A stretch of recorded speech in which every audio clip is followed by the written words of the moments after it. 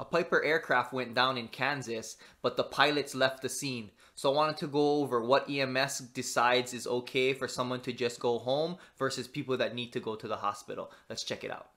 Okay, Friday, February 4th, 2022, we have this plane that went into the trees in Kansas. You can see here it's pretty mangled, but the 2 pilots survived. It ripped the wings off of the aircraft as it went through the trees.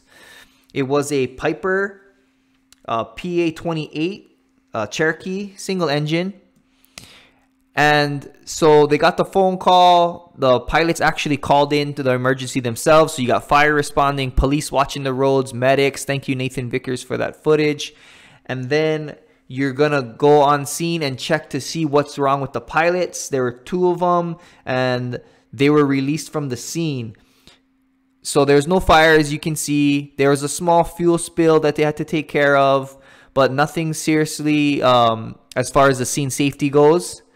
But it's just dealing with those 2 on board. So you're going to take their blood pressure. You're going to talk to them and see if they're coherent. Can they answer your questions? Do they know where they are, who they are, what day it is? You just want to make sure that, you know, they don't have any real head trauma that is causing them altered mental status. Check their pulse, check their breathing, make sure they don't have any major bleeds. And it happened here at this Johnson County Executive Airport. So they took off. They were only in the air for like a minute. And they went down at 159th Street and East Flum Road, right around here, these 2 intersections. So in these trees, somewhere along here, right next to that airport. So thank you, KMBC 9 News, for this air look. But also I wanted to know, as the pilots, are you trained to try to head for some trees to try slow it down?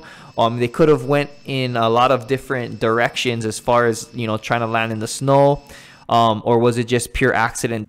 So why were the pilots able to just leave the scene? There's implied consent, which is consent not expressly granted by a person, but rather granted by a person's actions and facts and circumstances. So maybe they're unconscious.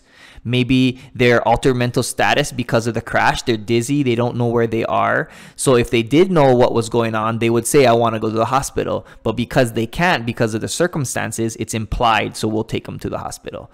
Express consent is when a patient verbally expresses they are willing to participate in treatment or refuse treatment. They're conscious and competent. That's why when the fire got on scene, they asked them, do you know your name? Do you know what happened? Do you know where you are? What year it is?